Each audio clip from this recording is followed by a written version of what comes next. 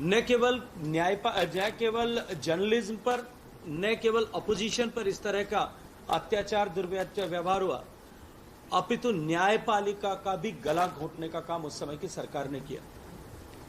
जबलपुर के एडीएम ने जिस केस में फैसला दिया था कि मौलिक अधिकारों का जो है हनन नहीं किया जा सकता, उनके ऊपर जो है हमारे मूलभूत अधिकारों पर किसी भी तरह का प्रतिबंध नहीं लगाया जा सकता, केस सुप्रीम कोर्ट तक गया। लेकिन सुप्रीम कोर्ट में भी न्यायपालिका पर सरकार का इतना बड़ा दबाव था कि जस्टिस खन्ना के अतिरिक्त बाकी 5 जजेस की संवैधानिक पीठ की बेंच ने, 4 जजेस ने सरकार के दबाव में यह फैसला किया कि इमरजेंसी के समय कोई अधिकार किसी के पास नहीं है, सरकार सर्वे सर्वा वो कुछ भी कर सकती है। लेकिन लोकतंत्र के सेनानियों ने देश के इस अर्जित लोकतंत्र के लिए संघर्ष किया। लाखों लोगों के जेल में ठूंस दिए जाने के बाद में भी देश भर में इसे लेकर के आंदोलन हुए, और उन आंदोलनों के कारण से जब सारे विपक्ष ने एक राय होकर के आंदोलन किया, आखिरकार सरकार को झुकना पड़ा। और 21 महीने बाद में जब 1977 में चुनाव हुआ, उस चुनाव के साथ में ही देश के मतदाताओं ने ऐतिहासिक फैसला किया। ऐसी सरकार जिसने अत्याचार किए थे, ऐसी सरकार जिसने करोड़ों लोगों की जबरन नसबंदी की थी। कल्पना करके देखिए कि 16 साल के बच्चे से लेकर के 82-83 साल के बुजुर्ग तक की जबरन पकड़ करके नसबंदी कर दी गई थी। अपने टारगेट्स को पूरा करने के लिए इस तरह का तांडव किया गया था। कल्पना करके देखिए कि रातों रात जो है हजारों की संख्या में मकान ढहा दिए गए। उस समय के संवैधानिक व्यवस्था से ऊपर काम करने वाले मुख्यमंत्री के पुत्र, प्रधानमंत्री के पुत्र आदरणीय संजय गांधी जी जब अपने दोस्तों के साथ में बैठे थे और उनको तुर्कमान गेट से सामने लाल किला दिखाई नहीं दे रहा था, तो एक आंख का इशारा होते ही कि यहां से दिखना चाहिए, व्यू ऑब्स्ट्रक्ट होता है, पूरी की पूरी बस्ती ढहा दी गई। और उसके प्रतिरोध करने के समय पुलिस ने गोली चला करके 23 लोगों की हत्या कर दी। इस तरह का तांडव जब देश में हो रहा था, लेकिन देश की जनता ने लोकतंत्र की इस आत्मा को बचाने के लिए संघर्ष किया, और अंततः 77 के हुए चुनाव में इंदिरा गांधी और संजय गांधी दोनों को देश की जनता ने बड़े मतों से पराजित करके उनको उनके किए की सजा प्रदान की। मित्रों, विषय आज इसलिए प्रासंगिक, आप मुझसे प्रश्न कर सकते हैं कि आजादी के इस इमरजेंसी के 50 साल बाद में, या आजादी के 75-77 साल बीत जाने के बाद में अब जब ये विषय धुंधला पड़ गया, इसकी क्या प्रासंगिकता है? ये प्रासंगिकता इसलिए है कि ये संविधान जिसको हमने इतने सारे बलिदान के बाद अर्जित किया है, आने वाले समय में कभी कोई निरंकुश सत्ता इस संविधान का गला न घोट सके। संविधान में जो आर्टिकल में जो ग्रे एरिया था, उसको हालांकि उसके बाद में 44वें संशोधन से समाप्त कर दिया गया, लेकिन फिर भी भविष्य में कोई इस तरह का दुस्साहस न कर सके।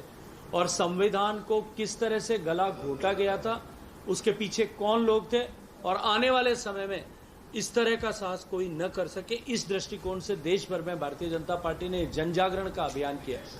और इसी क्रम में देश भर में जो कार्यक्रम आयोजित हुए, उनकी श्रृंखला में लोगों को संविधान की महत्ता और संविधान पर हुए कुठाराघात और संविधान की रक्षा के प्रति आम आदमी की जागरूकता की महत्ता, इन सब को स्थापित करने की दिशा में जो कार्यक्रम है, उस श्रृंखला में आज बातचीत करने के लिए आपसे मुझे पार्टी की तरफ से निर्देश हुआ था। आप सब ने धैर्यपूर्वक सुना है। मैं आप सबका हृदयपूर्वक अभिनंदन करता हूं। आज जो लोग मीडिया की स्वतंत्रता की बात करते हैं, आप लोगों पर दबाव होने की चर्चा करते हैं, ये वही लोग हैं जिन्होंने इस मीडिया का गला घोटा था। ये वही लोग हैं जिनके चलते हुए उस समय इंडियन एक्सप्रेस ने ब्लैंक जो है एडिटोरियल लिख करके भेजा था। या आज संविधान की किताब जेब में रख करके संविधान की उस पुस्तक का जो अपमान करते हैं, ये वही लोग हैं जिन्होंने संविधान की हत्या अपने आप को कुर्सी पर बनाए रखने के लिए की थी। इनका चाल चरित्र और चेहरे पर किसी तरह की जो है ये लीपापोती करके अब जो लोगों के सामने आने चाहते हैं, उनको बेनकाब करने के लिए पार्टी ने यह निर्णय किया था। आप सब लोगों के सहयोग के लिए आप सबका हृदयपूर्वक धन्यवाद।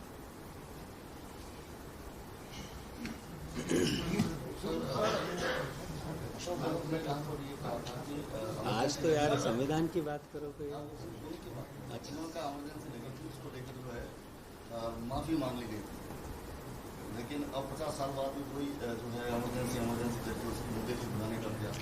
मैं एक बात का प्रश्न अशोक गहलोत साहब से आपके माध्यम से करना चाहता हूं, यदि उन्होंने ये बात कही है, क्या ऐसे करोड़ों लोग जिनकी जबरन नसबंदी की गई, क्या वो माफ कर सकेंगे? क्या ऐसे लोग जिनको निरपराध जेल में 19 महीने तक ठूस दिया गया, काल कोठरियों में बंद करके यातनाएं दी गई, क्या वो कभी उस दर्द को भुला पाएंगे? संविधान की जिस तरह से हत्या की गई, मौलिक अधिकारों का हनन किया गया, क्या उन सबको कभी वापस लौटाया जा सकेगा? क्या उन लाखों लोग जिनके घर बेघर कर दिए गए, जिनके घर उजाड़ दिए गए, उनको कभी जीवन में जो है इस माफी से सुकून मिल सकेगा? ये विषय अक्षम्य अपराध है और ये देश के संविधान की हत्या करने का अपराध है जो कभी माफ नहीं किया जा सकेगा। सर, एक बात वो हमेशा और कहते हैं कि भारतीय जनता पार्टी के पास जो है देश की आज़ादी के समय कोई भी ऐसा उदाहरण नहीं है कि आज़ादी के जंग में इन्होंने भाग लिया था, उन्होंने एक उंगली तक नहीं कटाई। देखिए, भारतीय जनता पार्टी की स्थापना 1980 में हुई और देश आज़ादी के मतवालों, आज़ादी के लिए संघर्ष करने वाले लोगों के संघर्ष के चलते हुए 1947 में आज़ाद हो गया था। भारतीय जनता पार्टी की स्थापना से पूर्व जनसंघ के समय में जनसंघ के अनेक ऐसे नेता थे जिन्होंने आज़ादी की लड़ाई में काम जो है योगदान किया, अपना समर्पण किया, लेकिन कांग्रेस सह आशय उसको भारतीय जनता पार्टी के साथ में जोड़ करके इस तरह के विषय को प्रदर्शित करना चाहती है। लेकिन जब, फिर मैं कहूंगा कि जब संविधान को आप लोगों ने गिरेबान पकड़ करके अपने हित के लिए, अपनी सत्ता लोलुपता के लिए कुर्बान करने की कोशिश की थी, तब यही भारतीय जनता पार्टी के नेता थे जिन्होंने घूम घूम करके भारतीय जनता पार्टी के छोटे छोटे कार्यकर्ता, जनसंघ के उस समय के गांव-गांव में रहने वाले कार्यकर्ता, उन्होंने अलग जगा करके और इस लोकतंत्र की पुनर्स्थापना के संघर्ष के लिए अपने आप को आहूत किया था। संविधान की बात करते हैं आप, महाराष्ट्र में अभी जो विषय चल रहा है, भाषा को लेकर के चल रहा है, राजस्थानियों के साथ, विशेषकर हिंदी भाषी लोगों के साथ मारपीट का जो मुद्दा है, बड़ा ज्वलंत मुद्दा है। देखिए, निश्चित रूप से दुर्भाग्यपूर्ण है। वहां की सरकार पूरी संवेदनशीलता के साथ में इस पर लगी है। इस तरह की विभाजनकारी ताकतें, फिर मैं ये कहूंगा, ये उसी इंडी गठबंधन की जो है वो सहयोगी पार्टियां हैं। जो लोग ये कर रहे हैं वो उसी इंडी गठबंधन के सहयोगी पार्टियों के लोग हैं जो संविधान की रक्षा की जो कि है अपनी किताब जेब में रख करके और संविधान की रक्षा का संकल्प देश भर में लिए हुए घूमते हैं। ऐसे में फिर जो राजस्थानी भाषा की जो मान्यता की जो मांग है, 10 साल तो हो गए, क्योंकि मुझे लगता है कि भाषा की मान्यता का और इस विषय का कहीं कोई किसी तरह का संबंध नहीं है, किसी भी तरह का कोई संबंध नहीं है। 10 वर्ष नहीं है, ये संघर्ष पिछले 30 साल से 35 साल से इस संघर्ष के साथ मैं भी जुड़ा हूं।